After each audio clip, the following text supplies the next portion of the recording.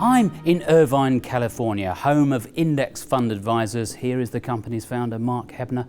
Mark, you're about to explain a couple of very important concepts that investors need to understand. That's right. Over to you, sir. Very good. Well, here we have what we call the probability machine, okay? And in the probability machine, we're able to demonstrate market randomness and the normal distribution of stock market returns.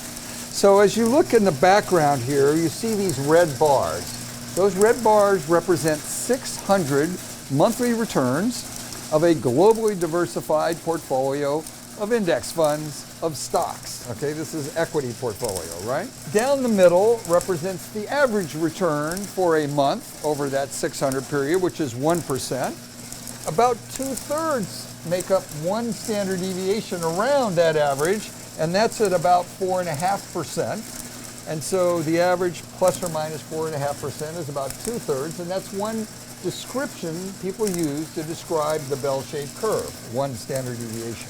So I suppose the first key takeaway from this machine, if you like, is the sheer randomness of market returns. That's right, yes. Yeah, we're creating a desktop version we're going to call the random walker, because it demonstrates the random walk. So what would be random? Well, every time a bead hits one of these pins, it has an equal chance to go left or right around the pin. It's analogous to the stock market returns. Every day, the investors reach fair prices, which is represented by the center of this bell curve, the beginning of each month.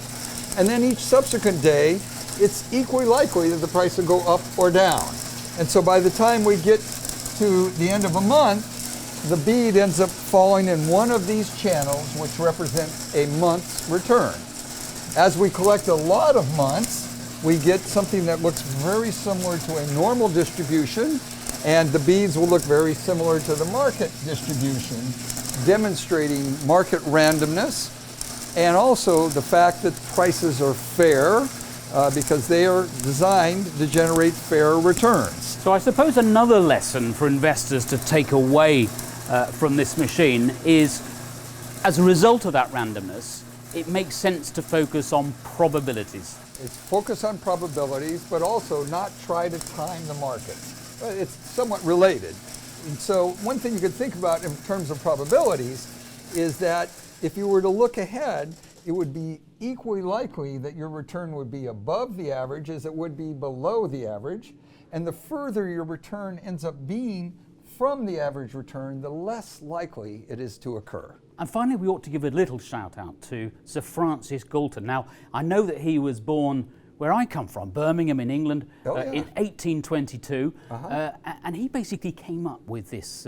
He came with this idea around the turn of the century because he wanted to explain this distribution, this normal distribution, to his students or just anybody who would listen, probably. And so he came up with a machine which he coined the quincunx machine, because the quincunx has to do with the pattern of 5.